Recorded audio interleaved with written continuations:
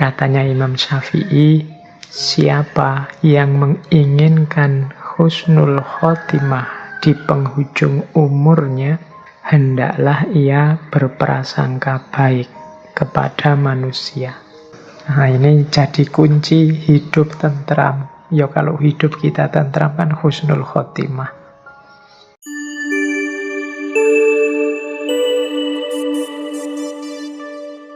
Bismillah. Assalamualaikum warahmatullahi wabarakatuh. Bismillahirrahmanirrahim. Alhamdulillahi rabbil alamin. Assalatu wassalamu ala asyrafil anbiya'i wal mursalin Sayyidina wa maulana Muhammadin wa ala alihi wa ashabihi wa man tabi'ahum bi ihsanin ila yaumiddin. Baik, langsung saja ya, saya mulai membahas Imam Syafi'i. Tidak perlu diberi pengantar macam-macam ya. Apalagi pengantar-pengantar tema-tema yang aktual hari ini, teman-teman jauh lebih mengikuti daripada saya. Sering sekali dua kali ada yang tanya saya, meminta saya menanggapi problem-problem yang aktual hari ini. Ya bukan apa-apa kalau saya tidak komentar, karena sejauh yang saya tahu, orang-orang besar, orang-orang penting, para ulama yang kita muliakan, banyak juga yang sudah komentar. Insya Allah mereka ini pendapatnya, pandangannya jauh lebih baik, jauh lebih berkualitas daripada kalau saya memaksa untuk komentar. Khususnya dalam hal-hal yang saya tidak serius mengikuti. Jadi tidak ada orang yang ngerti segalanya, termasuk saya. Makanya mohon maaf buat teman-teman yang kadang-kadang bertanya, kadang-kadang meminta sesuatu. Saya tidak bisa menjawab dengan memuaskan, atau saya tidak bisa nuruti keinginannya. Insya Allah sangat banyak orang lain, sangat banyak tokoh yang lain yang mampu menjawab problem teman-teman dengan lebih memuaskan, bisa memenuhi keinginan teman-teman dengan lebih menyenangkan. Baik, kita tetap istiqomah dengan gaya dan model ngaji kita saja. Anggap saja ini semacam selingan dari banyak isu-isu besar yang sekarang ramai dibahas orang, biar kita tidak capek. Apalagi insya Allah tema-tema yang kita angkat ini sedikit atau banyak ada relevansinya dengan kehidupan kita sehari-hari. Apalagi malam hari ini tema kita Imam Syafi'i. Muslim Indonesia itu di mana-mana selalu disebut mazhabnya yang mayoritas adalah mazhab Syafi'i. Meskipun sering saya sindir, kita itu seringkali tidak konsisten, seringkali tidak serius. Kalau ditanya mazhabnya apa, jawabnya tegas, mazhab Syafi'i. Tapi bisa dihitung siapa di antara kita yang secara serius pernah membaca kitab-kitabnya Imam Syafi'i, pernah belajar kitab dari mazhab Syafi'i, karya-karya para ulama mazhab Syafi'i. Itu mungkin hanya beberapa, kemungkinan besar yang dari pesantren-pesantren. Banyak yang tidak serius mendalami meskipun bilangnya mazhabnya mazhab Syafi'i. Mulai malam hari ini kita coba ya berkenalan dengan beliau, kita coba serius. Kalau kita mengklaim bahwa kita ini bermazhab Syafi'i, paling tidak kita kenal siapa itu Imam Syafi'i. Setelah itu ya harusnya teman-teman juga punya rasa penasaran untuk membaca pendapat-pendapat, pandangan-pandangan Imam Syafi'i dari kitab-kitab beliau. Kata Imam Syafi'i, orang yang menasehati saudaranya secara tertutup, berarti ia telah berbuat baik kepadanya dan menghargainya. Dan orang yang menasehati saudaranya secara terbuka, berarti ia telah membongkar keburukannya dan menghinanya. Jadi mengikuti petunjuknya Imam Syafi'i ini, ya kalau memang ada sesuatu yang harus diluruskan, yang tidak pas dari saudara-saudara kita, teman-teman kita, beritahu dia secara tertutup, secara privat. Kalau hanya harus pakai medsos, ya pakai jalur pribadi, pakai private message. Jangan disebar, jangan diumbar kejelekan temanmu kemana-mana. Karena kalau engkau mengumbar, membongkar kejelekan, kehinaan temanmu kemana-mana, namanya bukan menasehati, tapi engkau sedang menghinanya, engkau sedang membongkar aibnya. Jadi ini nasihat dari Imam Syafi'i untuk kita hari ini, mungkin ya yang aktif sekali di medsos. Kadang-kadang kita tidak sadar terpancing untuk berbantahan dan berdebat. Pastikan kalau memang harus berbantahan dan berdebat, billati hiya ahsan. Gunakan cara yang baik, bukan cara yang menyakiti. Kadang-kadang kalau kita sudah tidak setuju, apalagi marah sama orang, apalagi tersinggung sama orang, misi kita kan bukan lagi misi kebenaran, tapi gimana teman kita merasakan sakit yang sama, tersinggung yang sama, kecewa yang sama, seperti yang kita lakukan. Jadi kita mengharapkan sakitnya dia, mengharapkan tersinggungnya dia, mengharapkan kecewanya dia. Nah, tujuannya bukan lagi kebenaran. Dan kalau memang ingin menasehatinya ke arah yang lurus, baik dan benar menurut kita, lakukan secara diam-diam. Yang tidak ada orang tahu. Ini lebih mulia daripada kita bongkar-bongkar di depan publik. Ini namanya menghina. Tentang apapun, kepada siapapun. Oke, baik. Ambil nafas sebentar. Oke, selanjutnya ada tips menurut saya dari Imam Syafi'i, bagaimana biar kita tidak merendahkan orang yang berbeda pendapat dengan kita. Bagaimana agar kita tidak merasa sombong di hadapan dia. Ada satu adagium yang terkenal sekali dari Imam Syafi'i, yaitu pendapatku benar namun mengandung kemungkinan salah, dan pendapat orang lain salah namun mengandung kemungkinan benar. Jadi perbedaan pendapat itu seringkali berawal dari beda orientasi berpikir, beda sumber yang diambil, beda sejarah atau pengalaman yang dialami. Sehingga kadang-kadang dalam satu pendapat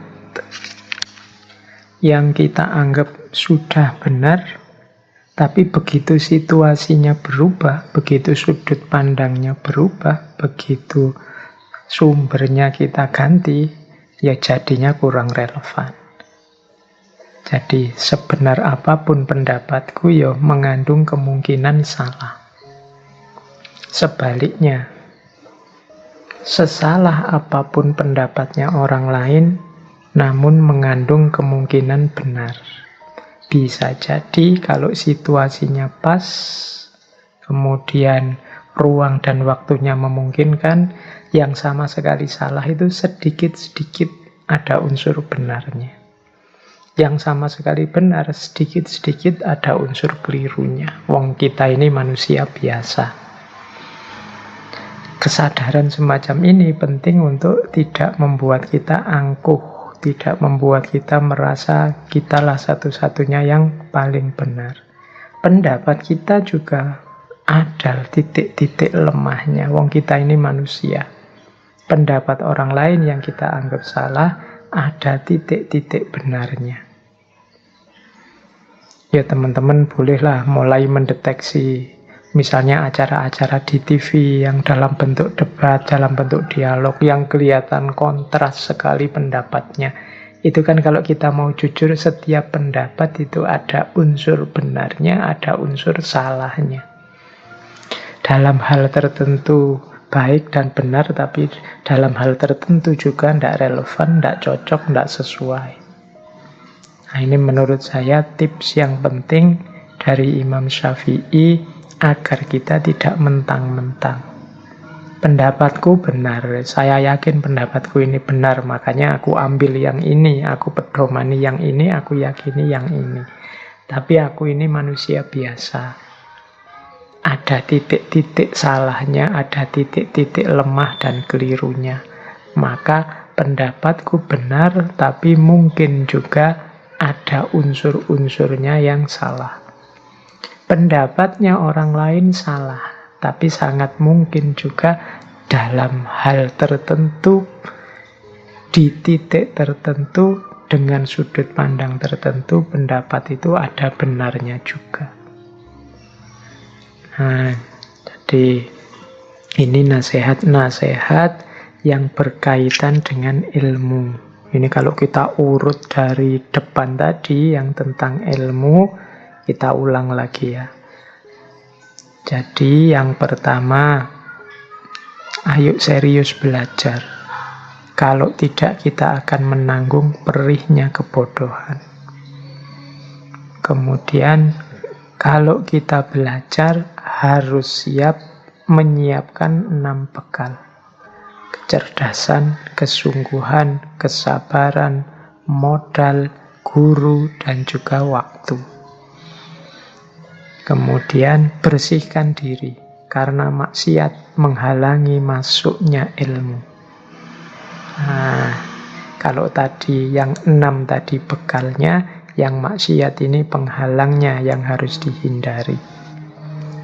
Terus kalau memang harus diskusi, berdialog, berdebat, lakukan dengan baik. Jangan sekedar berbantah untuk mencari kemenangan dan menjatuhkan pendapat lawan.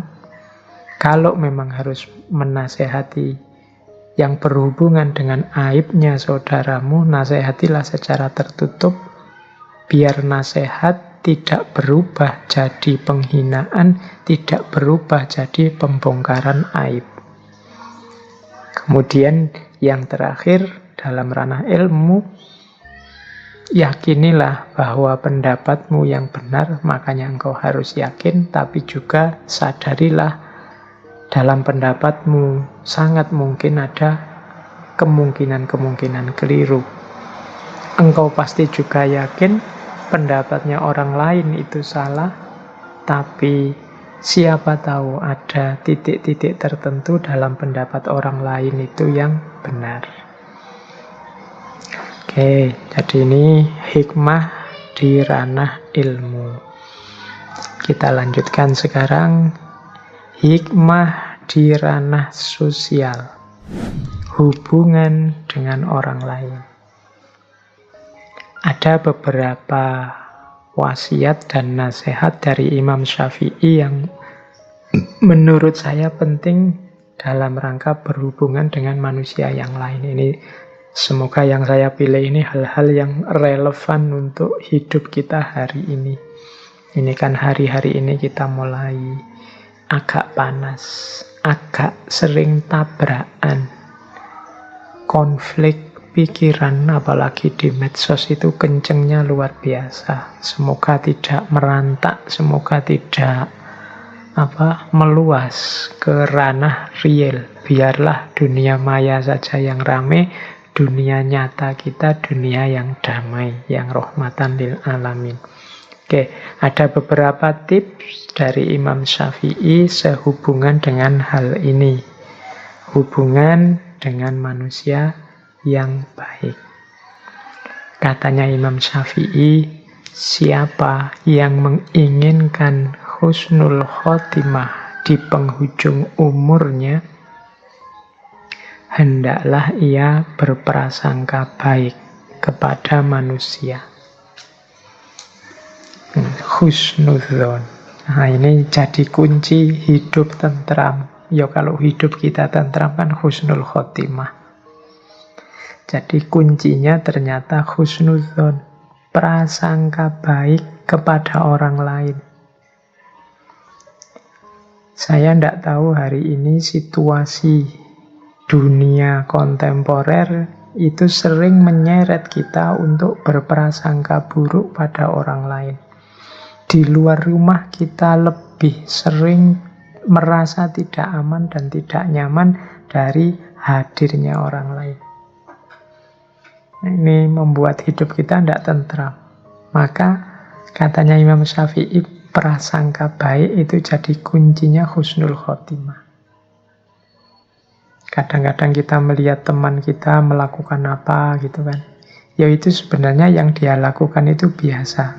Tapi kan nilainya jadi positif apa negatif kadang-kadang tergantung prasangka kita. Ada temenmu tiba-tiba pagi-pagi dengan begitu rajinnya bersih-bersih kamar, bersih-bersih kos-kosan.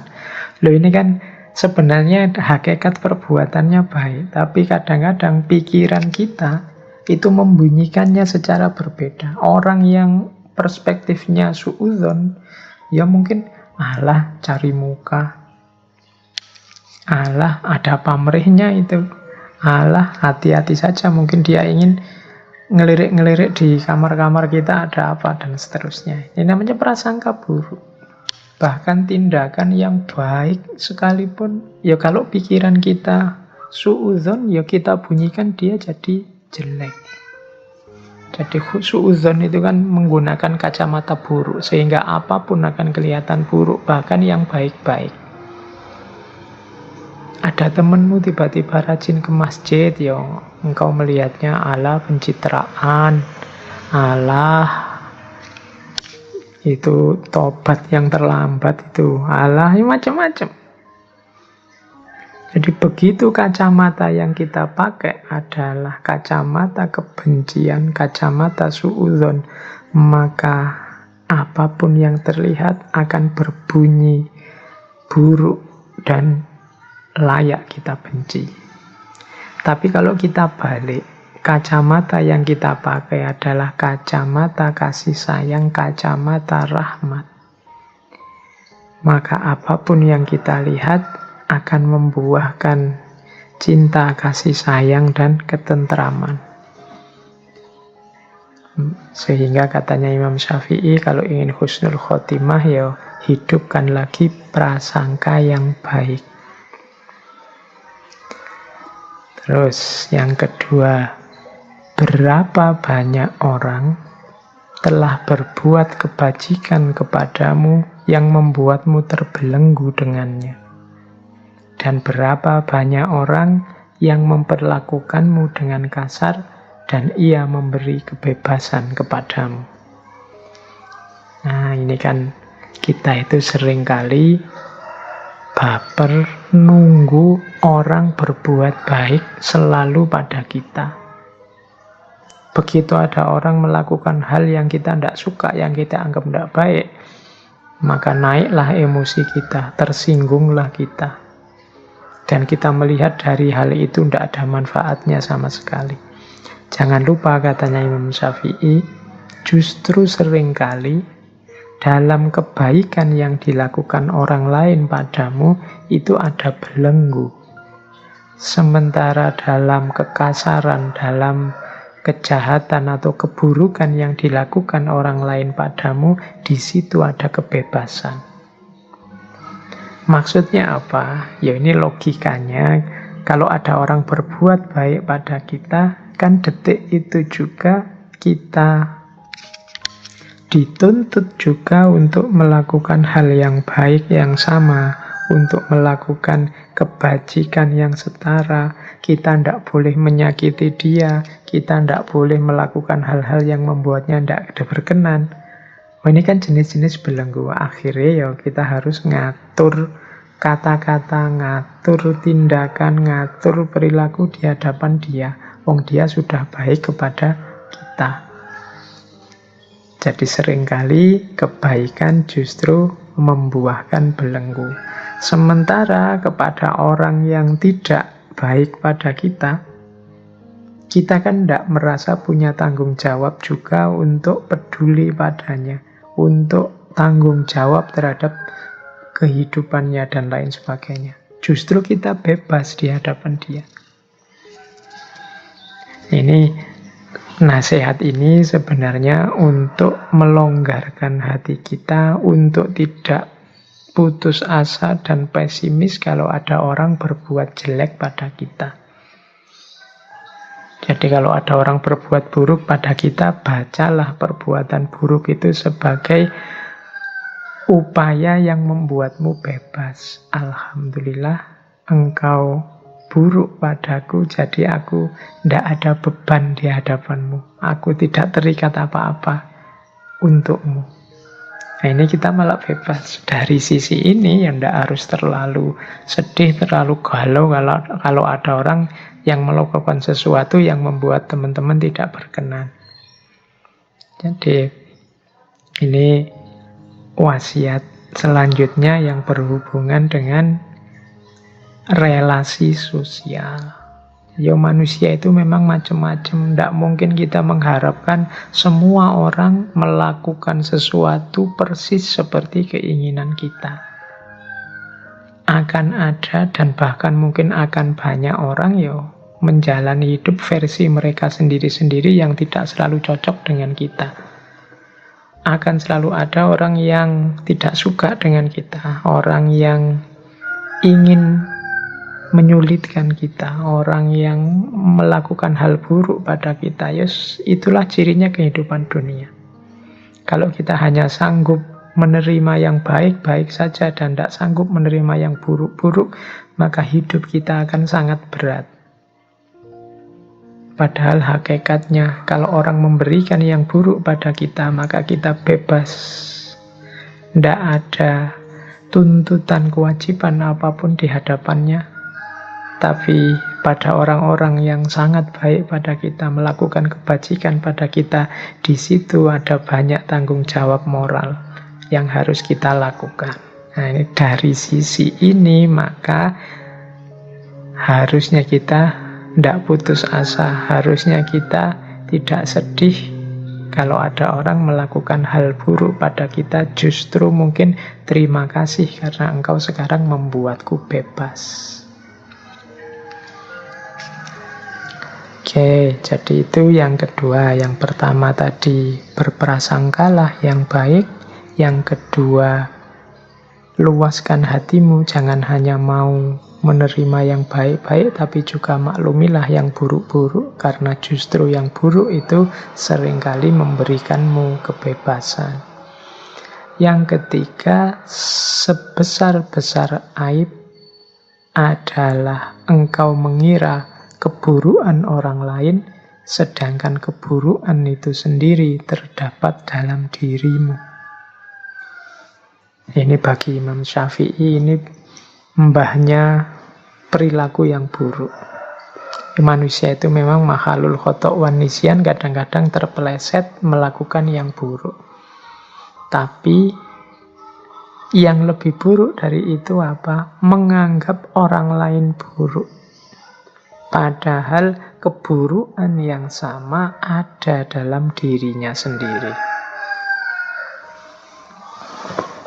Melarang orang mencaci maki, tapi dia sendiri melakukan caci maki. Nah, ini mengira keburukan di orang lain, padahal dalam dirinya sendiri juga subur. Mencela orang lain yang tidak menepati janji, padahal dia sendiri sering tidak menepati janji. Kecewa kalau ada orang tidak tepat waktu, padahal dia sendiri sering tidak tepat waktu. Ini katanya Imam Syafi'i sebesar-besar aib. Hati-hati. Ini kalau kita menasehati orang untuk tidak melakukan keburukan, padahal keburukan itu kita lakukan juga, selain nasihat kita tidak akan masuk pada orang itu, kita sebenarnya juga sedang menghinakan diri kita sendiri. Jadi nasihatnya Imam Syafi'i ini adalah kita harus introspeksi sebelum mengingatkan orang lain, sebelum menegur orang lain, sebelum melaporkan orang lain. Tidakkah keburukan yang sama ada dalam diri kita atau pernah kita lakukan? Kalau memang ada, kita bersihkan dulu. Karena lebih penting bersih-bersih rumah sendiri daripada rumah tetangga. Kalau rumahnya sendiri kotor, kita tidak akan sehat. Oke, demikian juga hubungan dengan orang lain.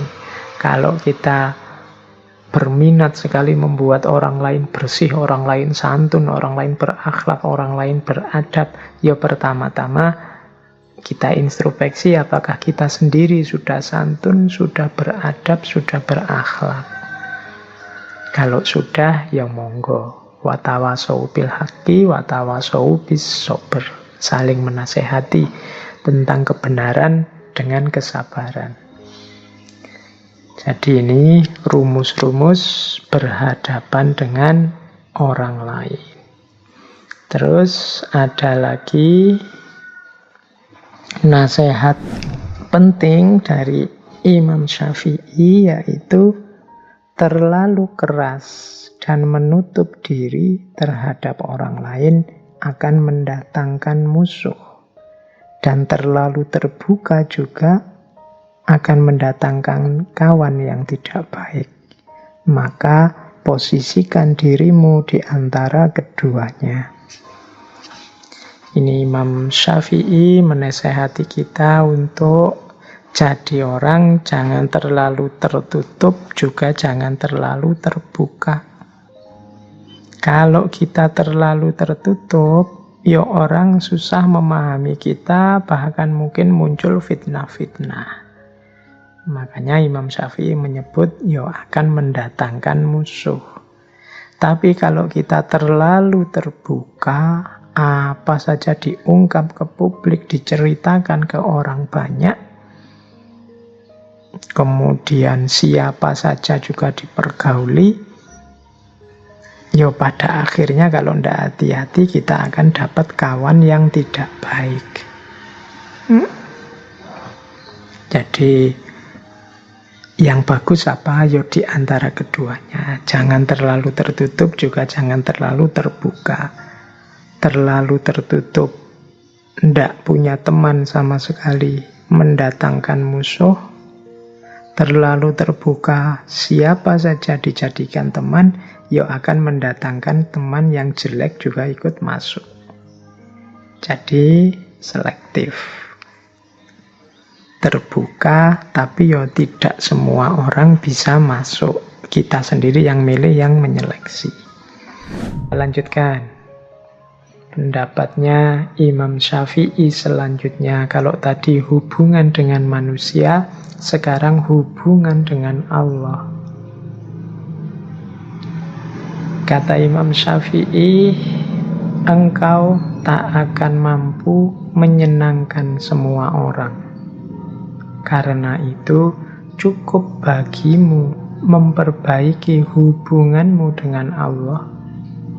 Dan jangan terlalu peduli dengan penilaian manusia.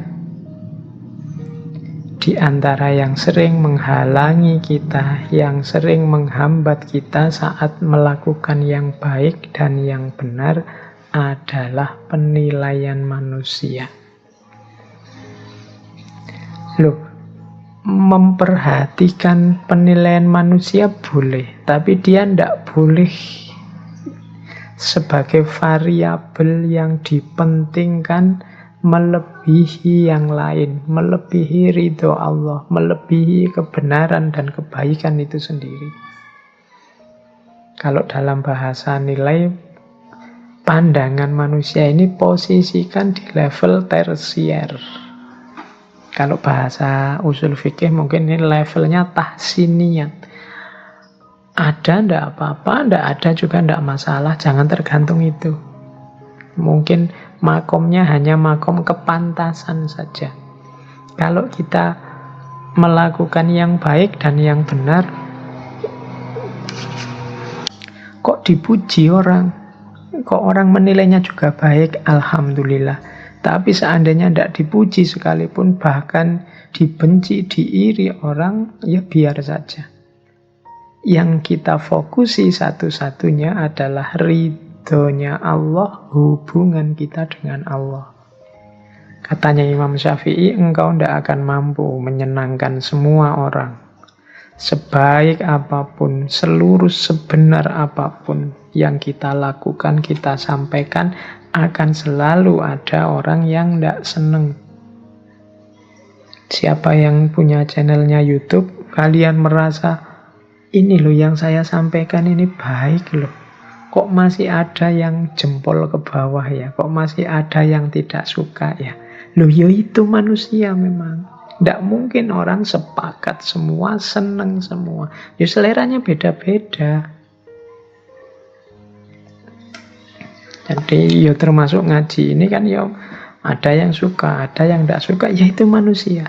Isinya mungkin ada yang menganggap penting, ada yang menganggap alah kayak gitu aja. Itulah manusia.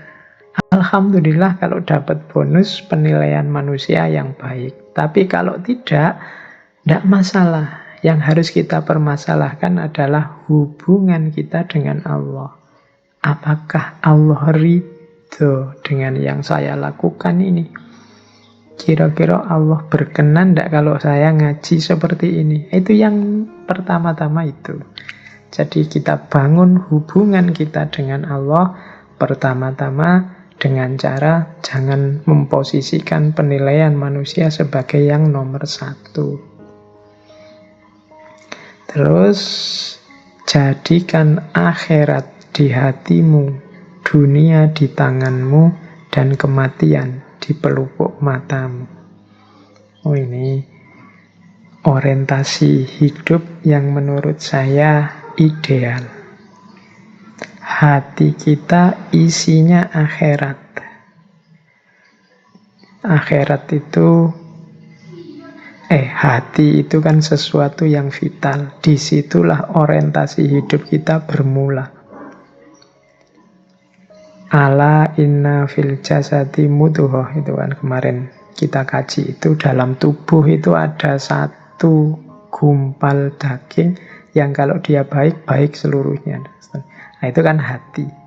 Ini kalau hati ini isinya akhirat, ya berarti orientasinya ke atas, orientasinya vertikal.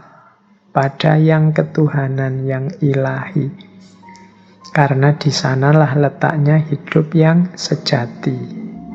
Maka sarannya Imam Syafi'i, akhirat letakkan di hatimu. Yang kedua apa? Dunia letakkan di tanganmu. Ya kita butuh hal-hal duniawi untuk menjalani hidup di dunia ini. Harta dan lain sebagainya cukup letakkan di tangan. Jangan taruh di hati. Diletakkan di tangan itu ya kalau hilang ya tidak masalah, nyari lagi. Kalau dicari, kalau diletakkan di hati, hilang itu patah hati kita. Stres, depresi kita, itu kalau diletakkan di hati. Maka dunia letakkanlah di tangan saja. Untuk mendukung usaha kita meletakkan akhirat di hati dan dunia di tangan, kematian taruh di pelupuk mata kita. Oh, ini kafa bil mauti wa'idhon. Cukup kematian sebagai nasihat. Kalau pelupuk mata kita senantiasa membayangkan kematian, bahwa kita ini di dunia ini waktu kita terbatas, maka insya Allah hidup kita tertib, teratur, sadar tentang yang sejati, sadar tentang kehadiran Allah dalam hidup ini. Jadi letakkan kematian di pelupuk mata. Ini nama lain dari ingat-ingat selalu akhir hidup kita tidak lama lagi. Ingat-ingat selalu bahwa semua orang, tidak hanya yang tua, yang muda juga, yang kecil juga, kalau sudah saatnya akan bertemu dengan kematian. Ini akan membuat hidup kita lebih tertib, lebih serius, mendekat kepada Allah, dan lebih fokus pada hidup akhirat daripada hidup dunia. Ini nasihat yang kedua tentang hubungan dengan Allah. Terus, jangan mencintai orang yang tidak mencintai Allah. Kalau dia berani meninggalkan Allah, apalagi meninggalkan engkau. Wah, ini kalimatnya agak romantis. Jangan mencintai orang yang tidak mencintai Allah. Kalau dia berani meninggalkan Allah, apalagi meninggalkan kamu. Carilah teman yang membantu kita semakin dekat dengan Allah. Kita ajarkan anak, istri, suami, keluarga untuk mau bersama-sama kita mendekat kepada Allah.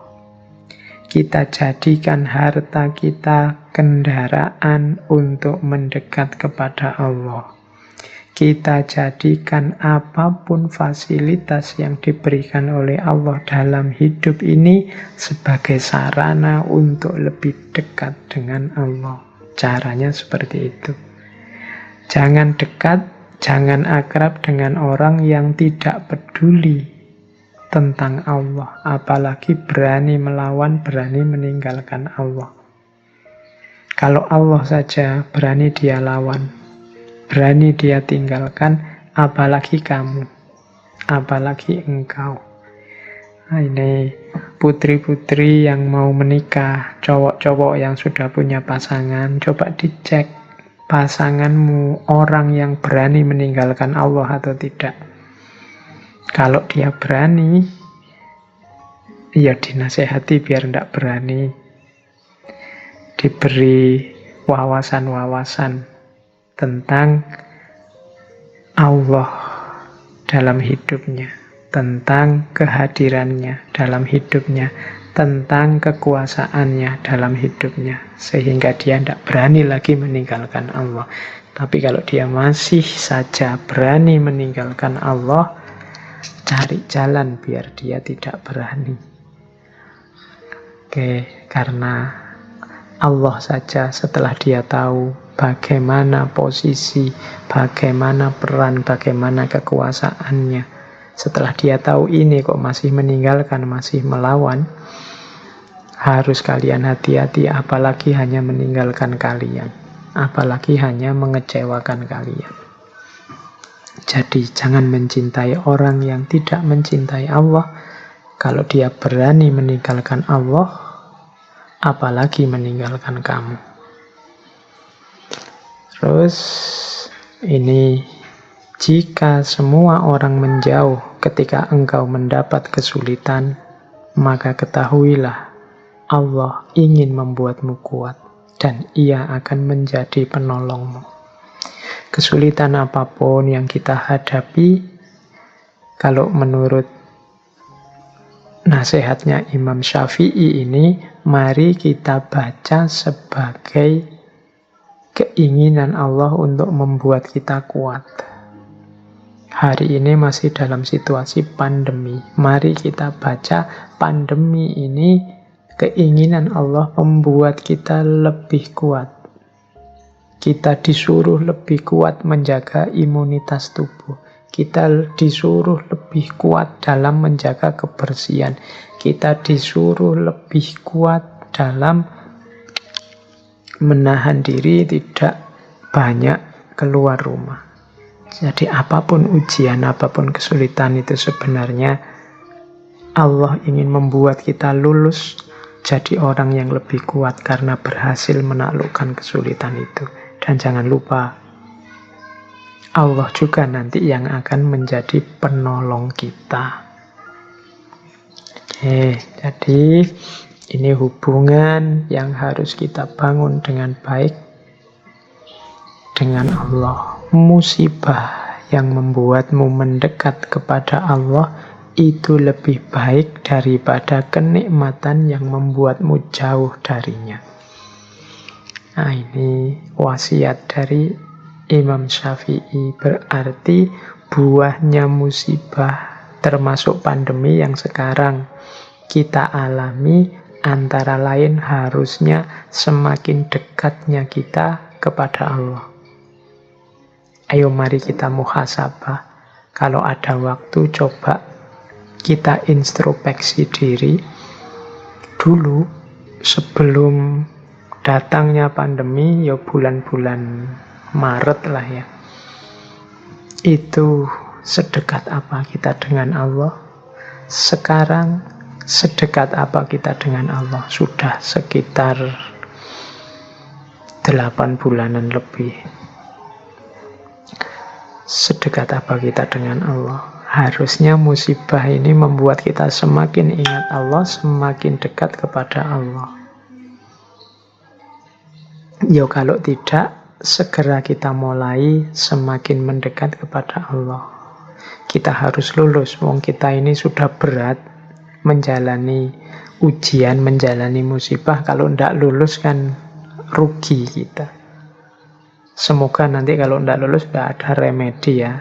Ujian susulan nanti tambah panjang lagi pandeminya. Atau jangan-jangan Pak ini kok pandeminya tidak selesai-selesai. Jangan-jangan ini ujian yang diremedi terus oleh Allah. Karena kita tidak lulus-lulus. Kita tidak tambah dekat kepadanya. Yo, mari kita introspeksi ya.